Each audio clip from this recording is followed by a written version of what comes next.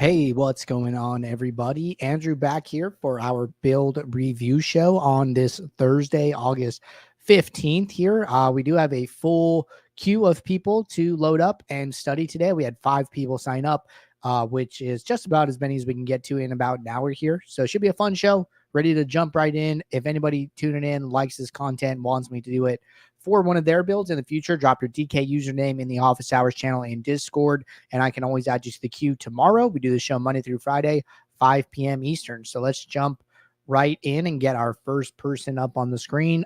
This is going to be Marcus, and let's see what Marcus has got going on. Marcus is on the ultimate plan, so expecting to see some contest sims here. So let's see what we got on deck.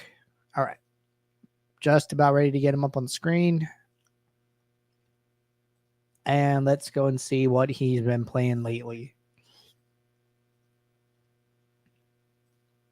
I saw yesterday. All right. So seeing plenty of contests here for yesterday's main slate. So this is where we will start today. Jumping into the contest tab, as always. Mostly playing MME here. You know, I do like the approach of, starting with the quarter, going to the solo, going to the mini max. Make sure you're mixing in some single entry and 3 max as well, right? Our back testing showed that players who play a balance of single entry and 3 max, as well as multi-entry, 20 max, 150 max, basically they're actually, we could probably just pull this up, but here, let me just show this on the screen. Makes a little more sense this way.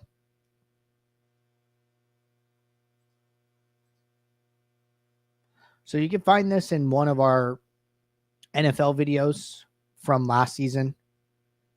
It was a contest selection video, the profit plan. So let's get this up on the screen. So this is why we recommend playing a balance of single entry and 3 max and 2150 max is because of what we found in this back testing. So we basically took a winning player, we put them in different types of contests, put them in only single entry, only multi-entry, and then a balance of the two, which is effectively what the profit plan is. And what we found is when these players all wager the same amount of money, their end of the season expectation was all really, really similar. But 2 big things. One, the bankroll needed for 0% bust, the bankroll to never actually lose all your money, was significantly lower for the player playing a balance of the two. So, right now, Marcus is on this bottom tier, right? Going to need a little bit bigger bankroll. And then second is that the player playing the balance could wager more money on a given day, right? So they could wager more. They could wager about almost like 2% more. End of the season expectations the same, and they need a smaller bankroll to do so. So this is why we recommend what we recommend. So I would highly suggest mixing in some single entry and 3 max into your contest mix, but that is effectively why here. All right. Good start there. Let's jump back. Let's jump into a build here. Looks like he did an individual build for each contest here, which is totally cool. So let's start off by reviewing one of his lineup sets. Let's go into the mini max and see how these lineups did.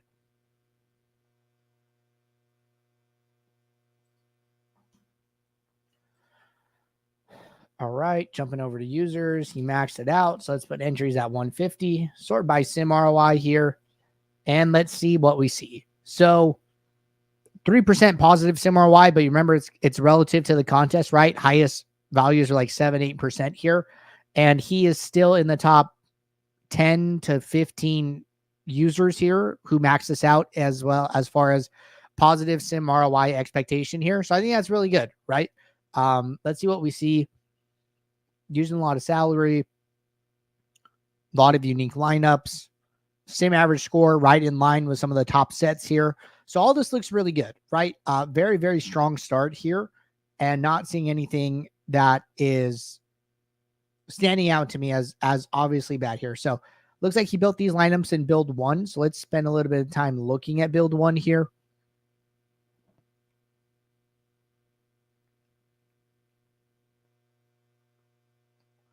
All right.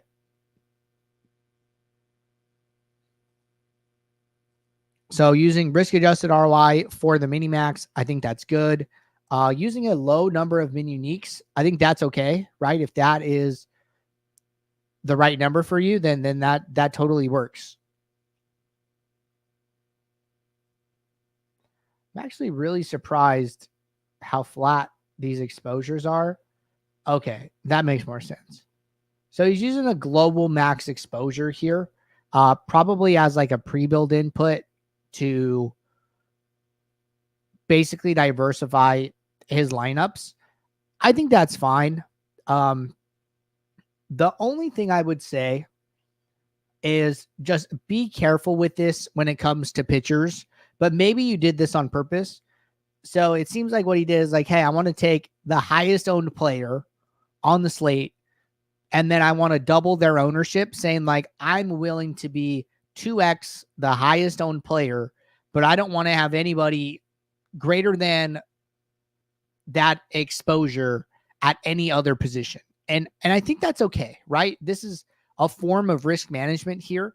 Basically saying like, okay, we could be 2x the highest owned guys, but that's it, right? And I definitely don't want to have more exposure to anybody of a lesser ownership. So I don't hate this at all. I think this is fine.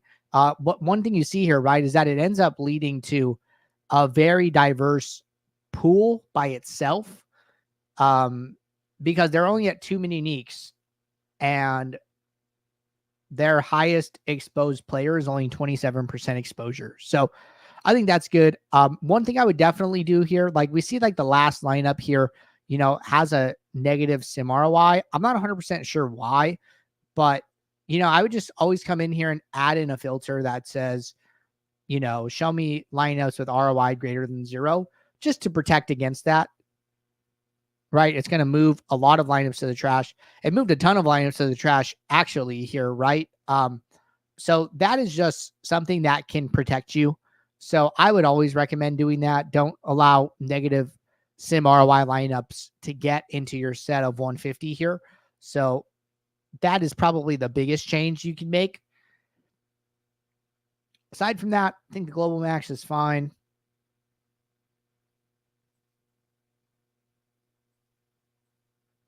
Pretty hands-off otherwise. And then remember, he was one of the top like 10 to 15% sim ROIers here in this contest. So relatively, he's grading out really well. So I don't see anything super, wonky here or anything going off the rails. Biggest takeaways for me, mix in some single entry and 3 max based on that findings table that I showed you, and then add in this ROI filter to show ROI, show lineups with ROI greater than 0 for the contest sim in question. But other than that, good stuff. I really like what I'm seeing. All right. Solid start there. Let's move on to our next person. It's going to be Summy, and Summy is on the pro plan. So we can expect to see some Saber score action going on here. So let's get him up on the screen.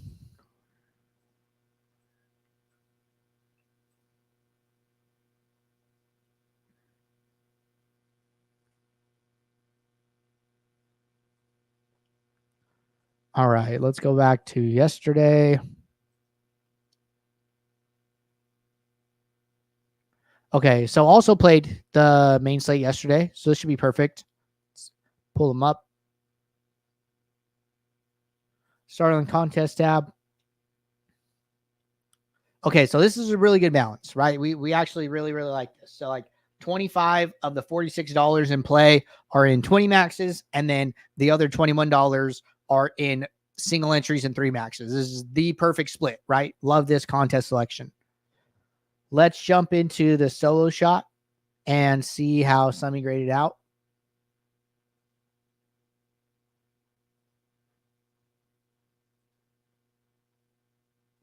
All right, played 20 lineups. Going to sort by sim ROI. Okay, so this is great. He is the second highest sim ROIer here. And, one of 3 people with 22%, one of 5 people above 20%. So this is solid, right? This is exactly what you want to see when you load this up. And I'm just going to reset these to defaults because I understand it a little better. So let's come in here and see what we're looking at, see what we can learn really, right? This is a situation where it's like, hey, what can we learn actually from Summy here? Good salary, 17 out of 20 uniques, average dupes still 0. Solid sim average score up there with the highest there. So this is all good, right? Let's see what he did.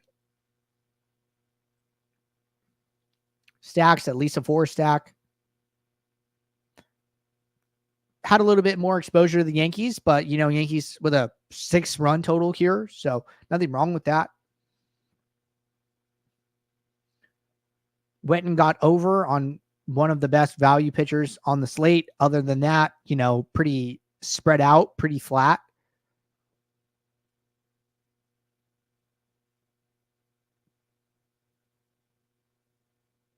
Got over on the Yankees a little bit at some positions, right? I mean, we're seeing it with like DJ LeMahieu.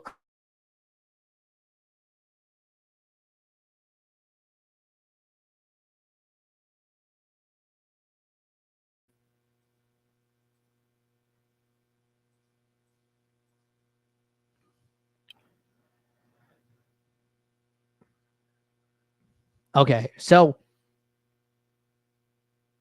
this balance looks good. This is kind of like a weird thing, but like almost every player here in 4 lineups, 5 lineups, 6 lineups, 5 lineups, 7 lineups, 9 lineups. But there's one player that kind of gets left out of the mix, right? And that's Oswaldo Cabrera. And then Oswaldo Cabrera ends up, being like over 2x his projection here. When you take this big stand on a team that is, significantly different from all the other teams, if like you have one team at 40% and no other teams at 20, you have one team at 50, no other teams at like more than 30, I would just always check my build kind of for this like exact reason, where it's like, hey, I want to make sure that like I am like I'm playing everybody except like one player in the lineup or something like that. I might have come in here and just said, hey, I might want to increase my exposure to at least match the next lowest person.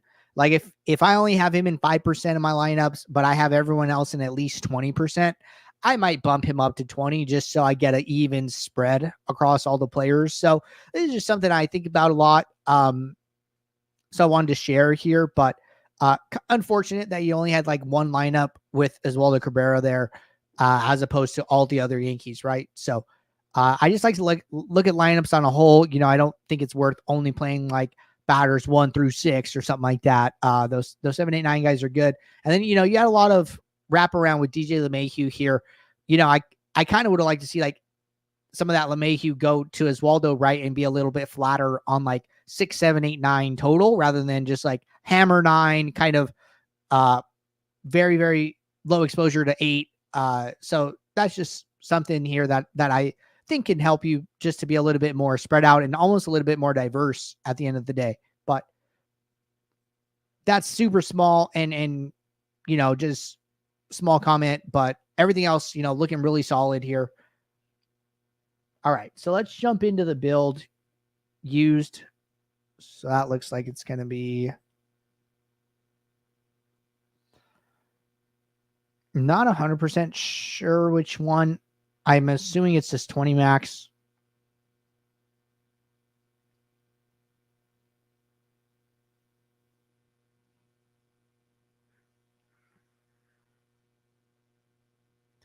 And let's let this build load. All right. So we have a filter. Projected score greater than 91. This is a good one, right? This is especially good if you're on like the pro plan or the starter plan, right? Adding this projection filter is something that we've seen be very good and work out here. Looks like he's being a little bit more aggressive here, using like 30% of the pool. If you're not going to have like an ROI filter or anything like that, or any additional filters, I don't hate that, being a little bit more aggressive with it. So I think it's okay. Using Saber score. Let's move this and then move it back.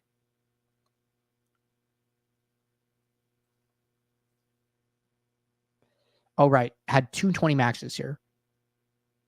So looking at 40 lineups.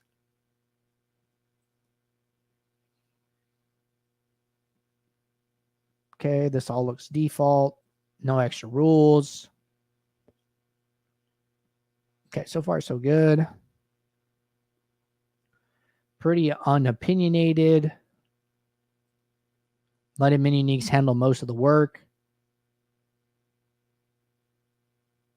One small change here to Edward Cabrera.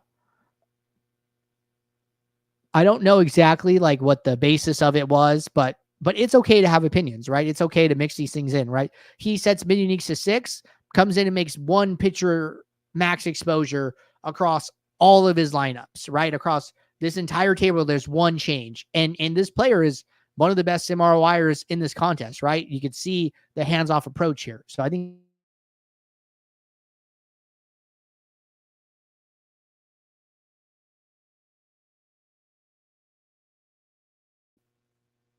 okay, again, here, being a little bit opinionated, right? Again, it's okay.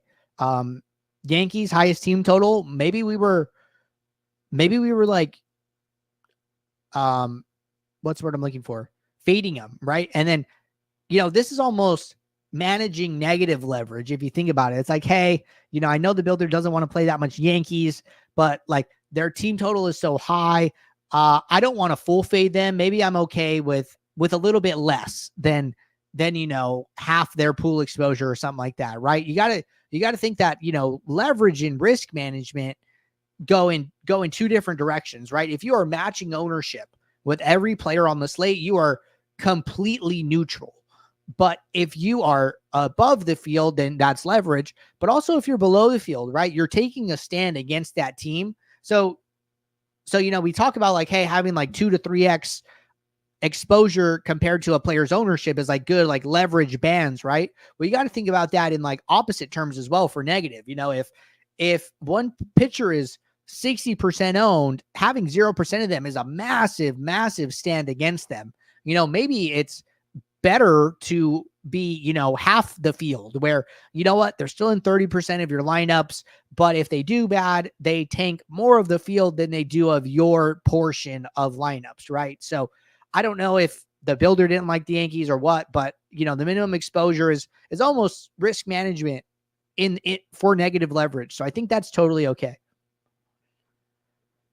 Wanted to play a little Phillies again, that's fine. This kind of goes in line with the Edward Cabrera, right? So I kind of like this. Like, hey, I'm going to move down Cabrera and I'm also going to increase the Phillies, right? So it's like when one is right, both is right. And,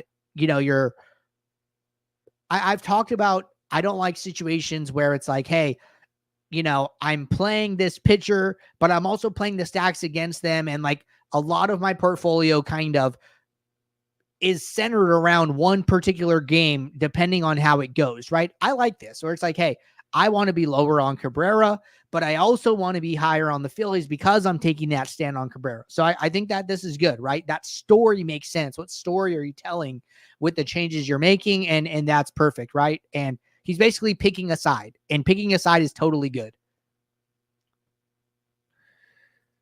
Okay, couple comments here. I just changed Cabrera's ownership, was projected for like 10%, but was elsewhere, it might be higher. Yeah, okay, that makes sense, right? And then see, one thing here is with Saber score, changing these ownerships is going to be a big deal. So basically saying like, hey, this was at like 10%, but I bumped it up to 18%, right? Well, if you go and look at the Saber score formula, we have this negative weight on average adjusted ownership. So if you increase the player's ownership, their adjusted ownership goes up. Well, higher adjusted ownerships get taxed heavier because of the negative weight. So that ends up hurting the lineups with that player in it. So that can lead to them being in less lineups as well. But again, not seeing anything wrong at all. I think this is solid work, right? Okay, so let's sum it up here. So I think we can learn more from Ryan here than, I think Ryan is a good example of doing a lot of the right things, right? We come in here, we see very, very solid contest selection. We go into his build, we go into his contest, second highest sim ROI by, 0.3% or something like that, right? We go into his 20 max, using mini uniques, using projection filter, letting mini uniques do most of the work, making a few manual tweaks based on other things he's seeing in the industry, telling a story with some of his adjustments. And this is great work. So Ryan, man, keep it up. And you're doing a lot of the right things. I hope other people, see what you're doing and realize that, like, hey, this is somebody on a pro plan grading out second highest sim ROI. Like, he's taking those contest sim guys to school right here. So I like what I'm seeing. All right, let's keep it going here. Next one up is going to be Raf.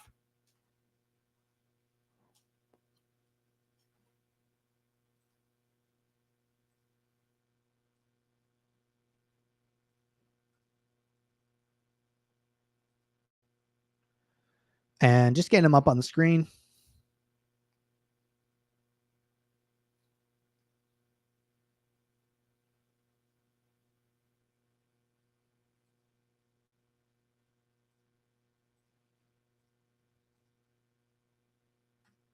Played the early and the main yesterday. Let's stick with the main. Seen a lot of good stuff on the main slate here.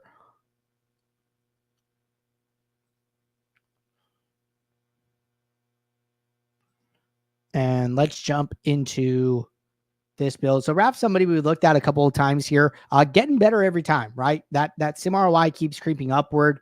And, this looks really good, right? Contest selection looks super solid here, right?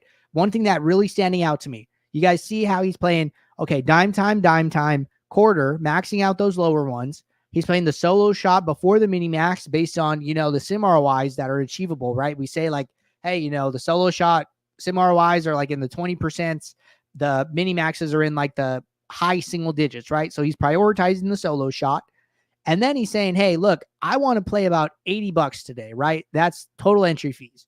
He goes, I'm not moving my 80% number. Instead, what I'm going to do is I'm only going to enter 30 lineups into the mini max. And that's the last contest I'm going to fill, right? So I'm going to fill up all these other good contests, get my balance of single entries and 3 maxes, start with my 20 maxes from the bottom up, and then I'm going to be conscious of my 80% number, my $80 number, and then I'm going to enter however many lineups fit at that point. So I think entering 30 lineups here into the 50-cent mini max is perfect. Prioritizing your bankroll management above all else, perfect, right?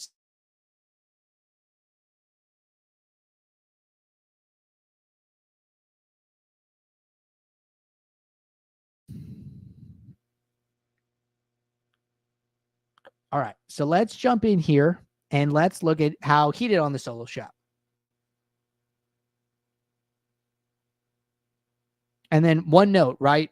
Ralph said, like, yeah, MME is just a filler if the respawns don't fire, if I don't have time to wait for them to spawn. So the respawns, right, are like, hey, if the quarter jukebox fills, but there's still 2 hours to slate lock, usually the sites will open up a second one, right? And sometimes it'll be the same size. Sometimes it'll be a little bit smaller. So those are like what like respawn contests are, right? You'll see them in the lobby. Sometimes you see them like you see really good ones, like the $3.20 max or like the $4.20 max. When those are their first initial contest, will be above 25K prize pool or at least 25K prize pool where everybody in the lobby can play it. But then sometimes they'll open up a respawn, a second one where the prize pool is maybe 15K, where the prize pool is maybe 10K. Well, guess what? Now the Shady Advices, the Giant Squids, they can't even see that one. So like sometimes it's actually, kind of a angle to wait for the respawn and then enter that one. So just be aware of that. But yeah, that second respawn for like that $3, $4.20 max usually ends up being a better contest to play. All right, jumping into users here. See, Raf entered 20. Going to sort by sim ROI. All right, so about 8% positive sim ROI, right? This is good. So, but what can we do to take it to the next level, right? Salary looks fine. Uniqueness looks fine. For some reason, a little bit low on sim average score. Not 100% sure why yet. Like Summy was at like this 100 here and Raf's at like 97. Not to say that there aren't good sets that are 97, right? It just ends up being a little bit harder to be one of the top, right? Like we see 1, 2, 3, 4, 5, 6, like the 7th highest sim ROI, 19% Trudy here, but 97.5 sim average score. So like that's not too far from Raf. So like it is possible, but you're just a little bit outnumbered, right? We see like the top 10 portfolios, 2 of them are like in the 97.5 range. It just seems easier to get there when your sim average score is a little bit higher. So let's see some of the decisions made here. Correlation looks good. Pretty flat. Team stacks.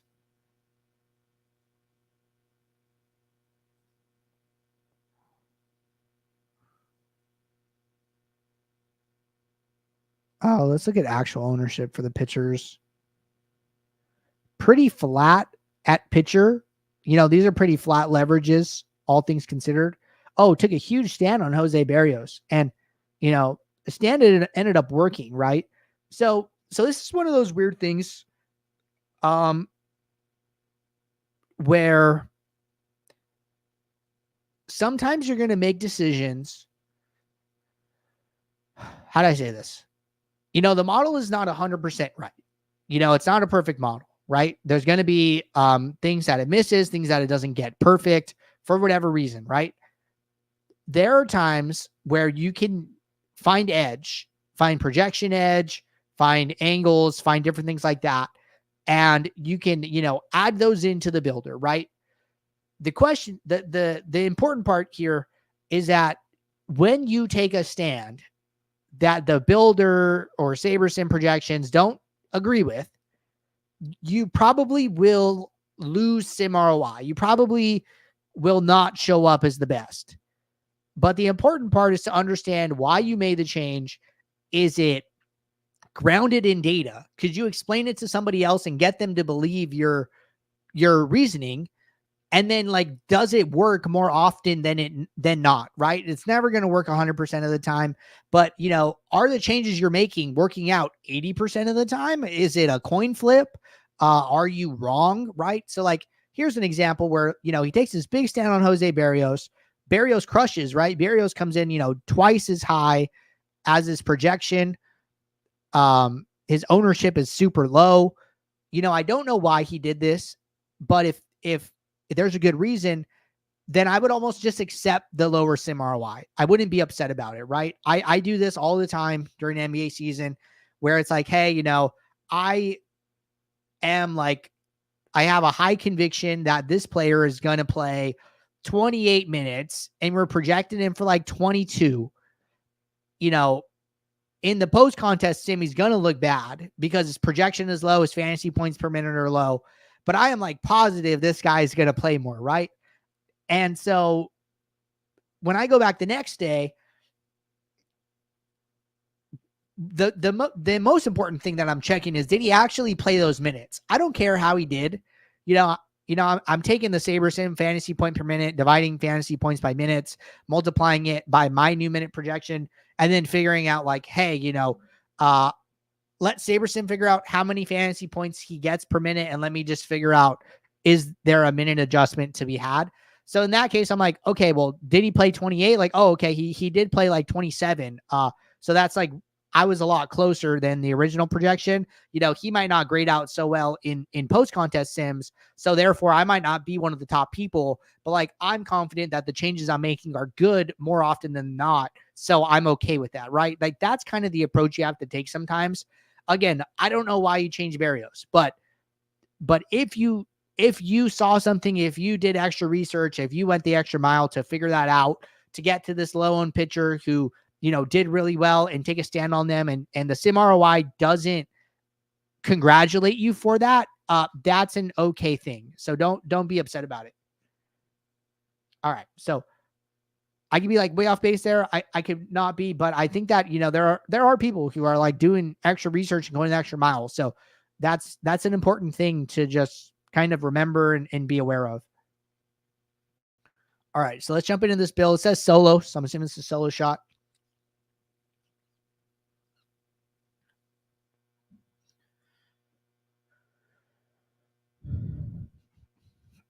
Okay, so this is Raf's reasoning, right? He goes, hey, the Angels lineup, they basically sat 4 starters and played 4 guys off the bench. Like, hey, I get it, man. I'm with you, right? So like, that is going the extra mile. That is finding edge where, other people might not be looking. So good stuff.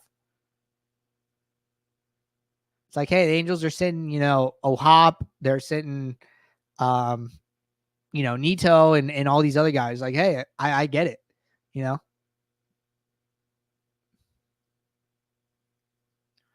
All right. Checking out this build. ROI greater than 0. Min uniques.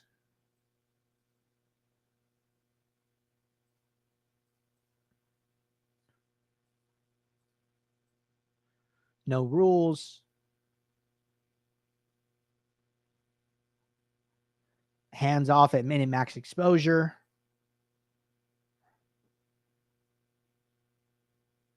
Couple pitcher adjustments, right? Brought Cabrera down. Brought Berrios up, like we talked about here. The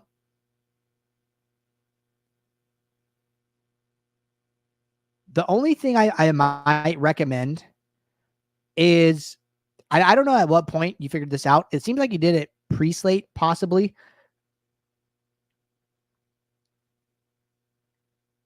You have Berrios in so few pool lineups here, where if like you're going to want to play this guy, you think his projection, you think he's actually going to score more than he's projected for, try a projection adjustment, or set the minimum exposure pre-built so it's taken into account, just so you get more lineups, more diversity and more options, right, for lineups with that player, right? Only 31 lineups, like, isn't that many. And if you would have like boosted his projection, even like 10%, right? Give him like a 1.3 increase, get him up to like 15 points, put that 20% pre-build, you get like almost 3x more lineups in your pool that have him, right?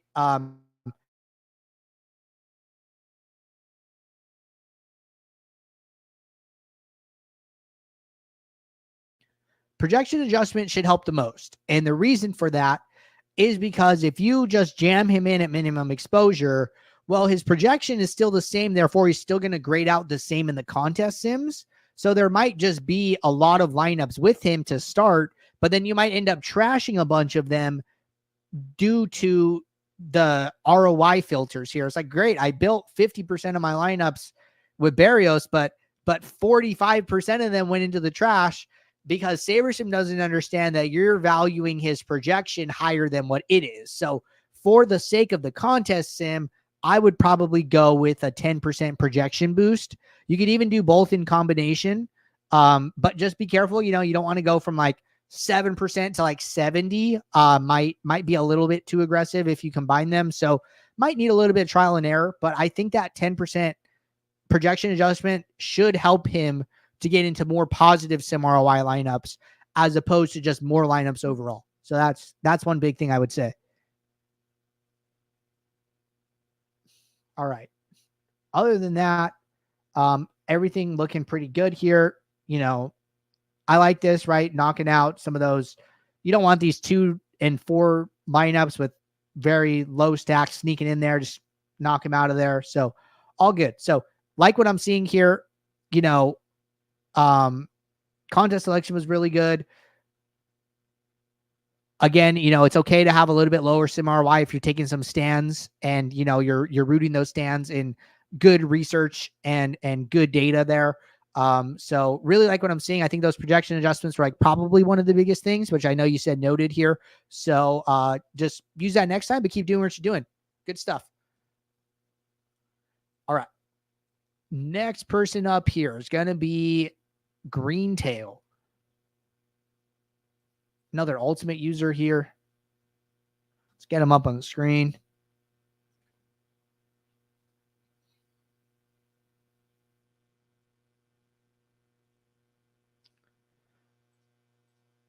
And let's see what they've been playing.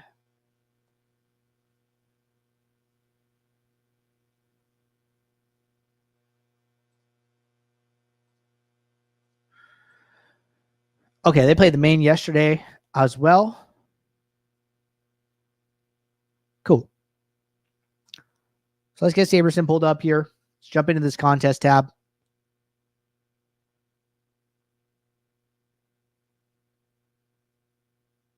Okay, so I do like this approach of starting low with, the single entries, right? They start, $1, $3, $5, $1 3 max, $3 3 max, $3 5 max, $12 single entry, right? This jump to the $3 20 max, it's a little steep, right? That's what I'll say. Like it's a little bit steep here. Mixing in the solo shot, great.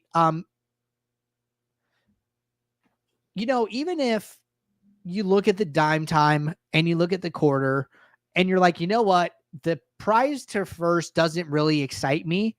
You should play it anyways. And what I would recommend in such a case is to just duplicate your 20 lineups, because these are going to be good contests to play. And let's say that, you know what? I only care about winning first in the solo shot. I actually don't care about the quarter or the dime time.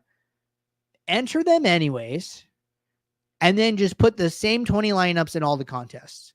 I think that is better than not playing them, because, they are low stakes contests and the best players in the lobby aren't going to have access to them.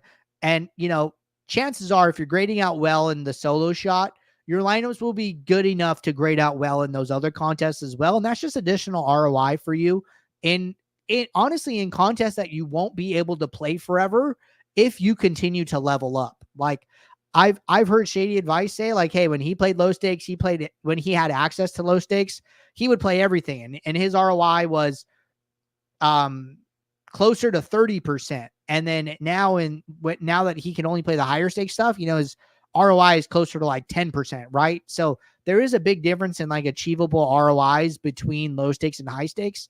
So even if you don't care about the first place prize, still play it and just duplicate your lineups. Like, that's not my ideal recommendation, but that is better than not playing it at all. So that's one thing I would say. All right, let's jump into a build.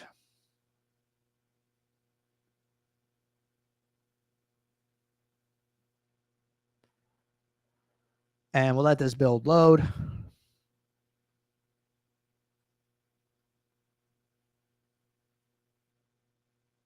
All right, using compact lineup mode.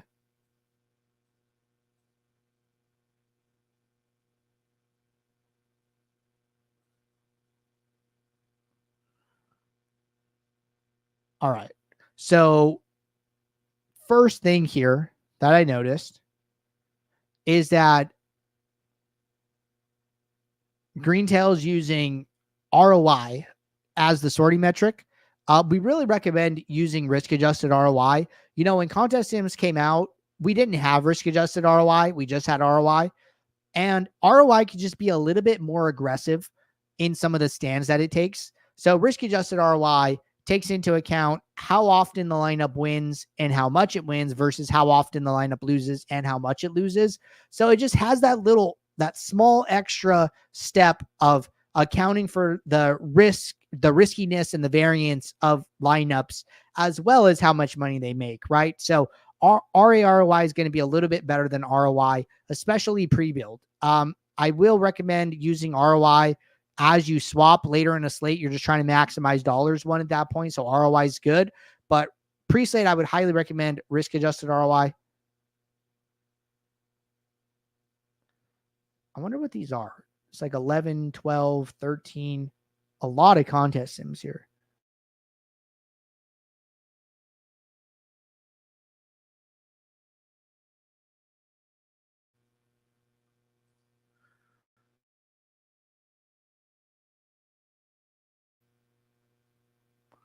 Okay.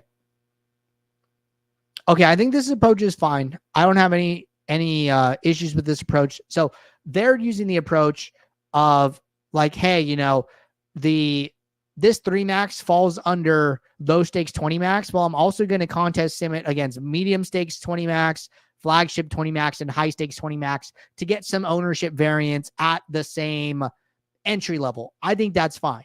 That approach is totally cool.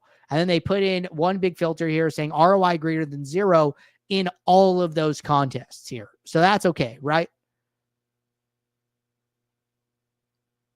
Let's see what else they did. No rules, no settings adjustments.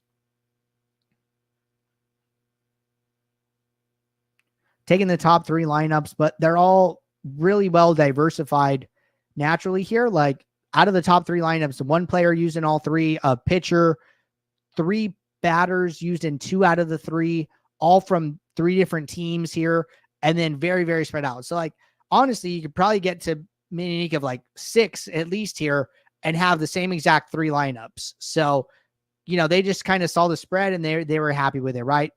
This is good. No need for any adjustments here. But I'm pretty sure we could do that, right? Like I could go to 5.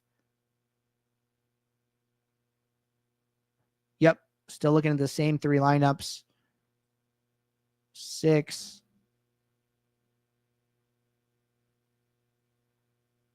Same 3 lineups. Yeah. So in this case, mini unique of 1 is equal to mini unique of 6 based on the diversity in their pool naturally here, right? And this is like a good example of what the new contest sim calculations are doing, is giving you this more diverse set without you even having to use mini uniques, right? So good stuff there.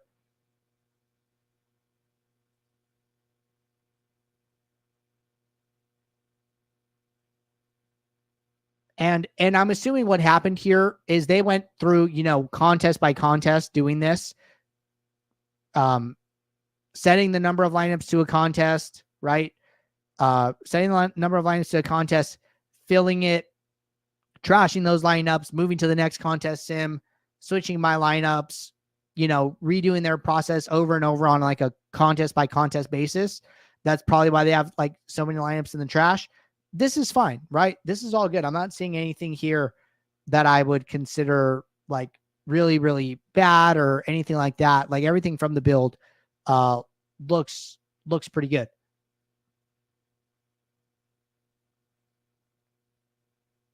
All right. I don't remember checking their post-contest sim ROI. So let's jump in here and see how they did.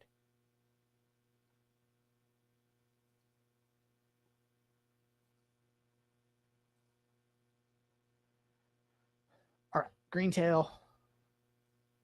20 lineups. Sort by sim ROI. So again, you know, look at the solo shot again. Some of the top lineups in the 20% band, sitting at 12% sim ROI, right? This looks good. They're going to be toward the top of this contest. And let's come in here and look at some of their metrics, right? Average salary, solid. Uniqueness, good. Sim average score is good. Not seeing anything weird there. At least a 4 stack in all their lineups. Took a stand on the Dodgers. It's okay.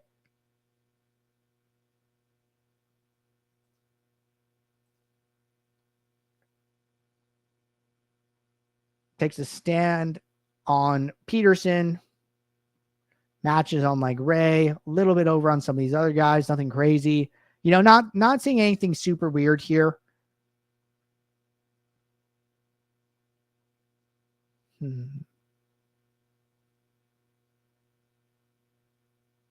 I'm actually interested how some of these lineups grade out here.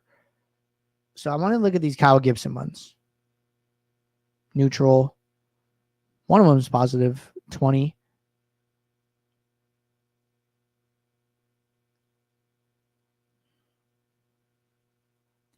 Okay, so the reason that these Kyle Gibson lineups stood out to me is because something I've been seeing through doing these reviews is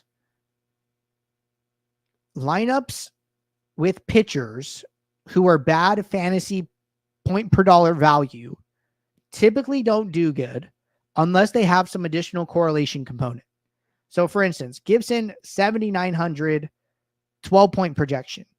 You know, you could have played David Peterson again at 7,300 for more point projection. So like automatically this lineup is like playing him, it isn't good value, right? You don't get a lot of fantasy points for your dollar spent. So like when I come in here and I look at his lineups, right? We see two lineups with very different sim ROIs here, right?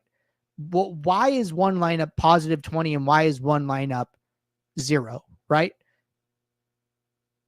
To me, the answer is the positive 20 has a Cardinals 5 stack and the other lineup does not.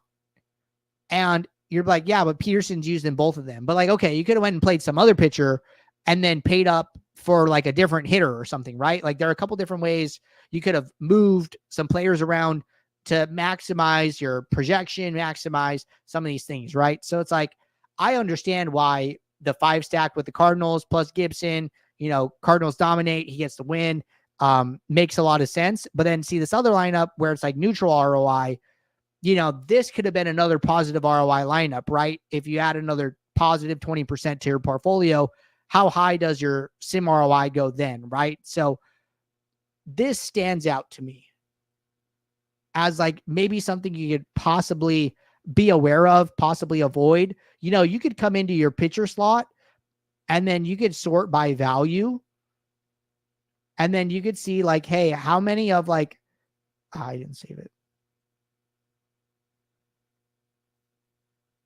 And I'm talking about like pre-build, right? You come in to your pitcher exposure and then you look at like your value for your pitchers. And then you like kind of just like spot check yourself about some of like the lowest value pitchers here. This 1.61, right, is like the next highest is like 1.81 and then 1.82 and then 1.86. So like, these things really, really stand out to me and like are things that like I've learned to be aware of through doing these reviews, right? So every lineup you can replace with a higher positive sim ROI is just going to boost your portfolio overall. So this is just something to think about. All right. Other than that, it was already positive 12% sim ROI. I would consider not playing the $20 3 max and playing some more 20 max and 150 max, even duplicating lineups if necessary to make you feel better. But that's what I would say on the contest selection side. A lot of the stuff in the build looked good.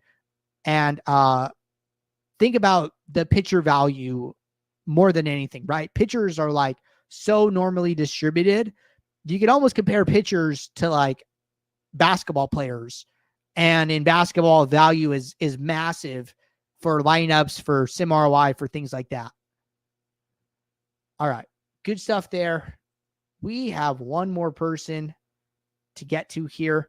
And this is going to be Austin from over at RPS.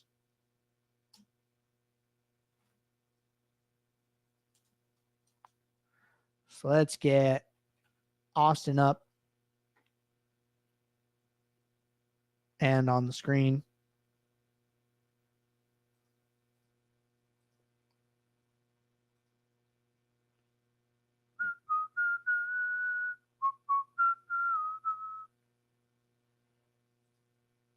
Almost there. Let's see what Austin's been playing.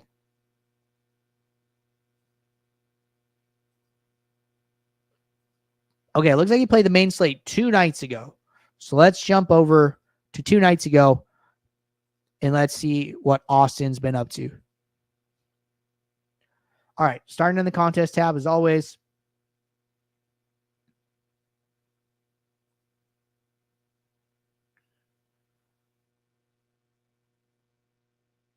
Okay, playing a ton of head-to-heads, right? A lot of cash games, playing one lineup in a higher stakes contest, and then maxing out the mini max, right? So first recommendation, we've talked about this like, black screen again. All right, let's end the share and then let's reshare.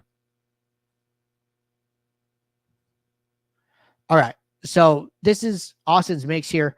I don't think he's playing enough single entry and 3 max, right? I wouldn't count the cash games towards that. We really recommend not playing cash, and it's just because good cash lineups are easier to build in 2024 than ever. So you just end up being able to only win a very, very small ROI. Like, we see like 20% sim ROIs in like the solo shot. Like, I am positive almost nobody is making 20% ROI in cash games anymore, right? It is just, it's super hard to do. We're talking single digit ROI most likely here. And these dollars are just better spent in GPP. So just something to think about here, but this has got to be at least like 30 to $40 in head to heads, where I think that, those dollars could better be served in GPPs.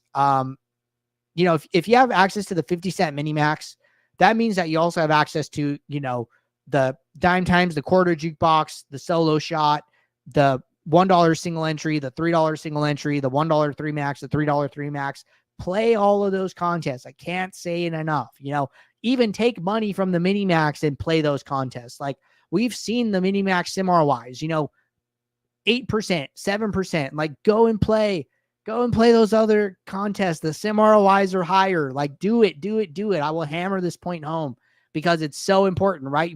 We all want to make the most money we can. So you should be playing the contests where the sim ROIs are saying, hey, there is edge in this contest. There is more edge in contest A than there is in contest B. So you should be prioritizing all of those other contests first. And like, I've even told people, hey, go through every contest in the lobby for the last week, see what like the average highest ROI is, and then use that to create a list of contests that you should be prioritizing, right? From low stakes to high stakes, or like from lowest entry fee to highest, and do it that way, right? So that's what I would highly recommend there.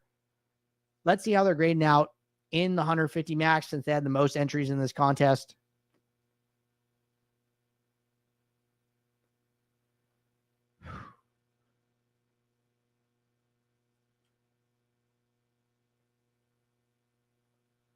Let's reset these. Okay, so played 150. So going to set a filter for 150. Sort by sim ROI.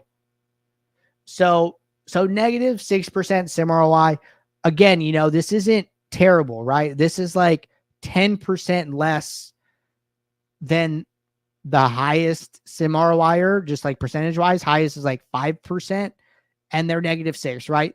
Part of this could be that they're using run pure projections, right? You got to be conscious of that. Like, hey, the run pure projections might be different from Saber Sims, right? So, don't beat yourself up too much there, right? Let's look a little bit broader. Salary looks good. Uniqueness looks solid.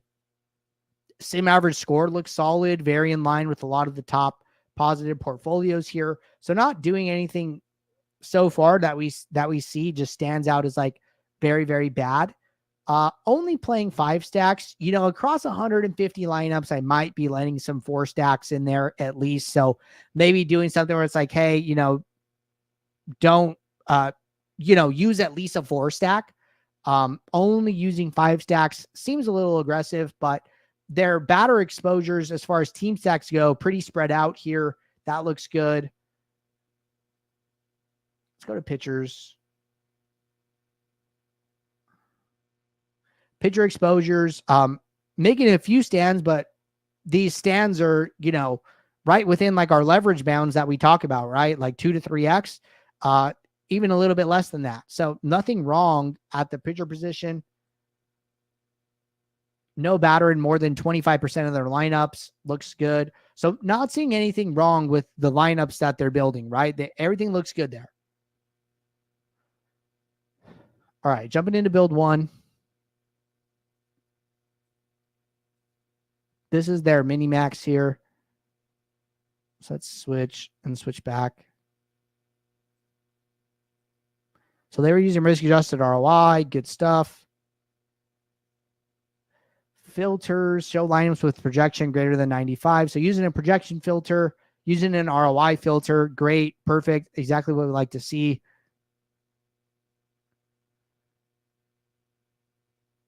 Min unique of 4.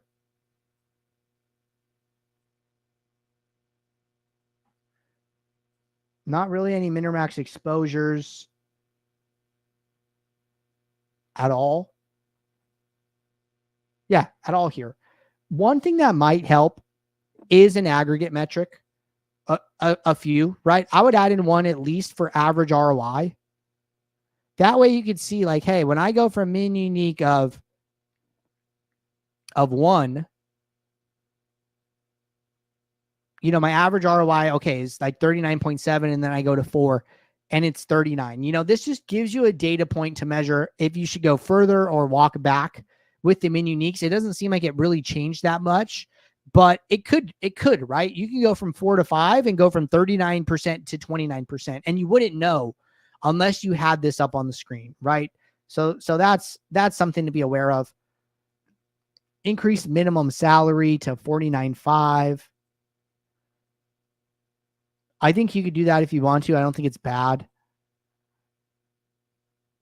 So I'm not seeing a lot here that I would say is poor or anything like that. It looks like they added it in some custom projections as well. So I don't know if they're using like some type of like weighted average or something like that. They have a couple different projection sources, but I would say that probably has something to do with the lower sim ROI.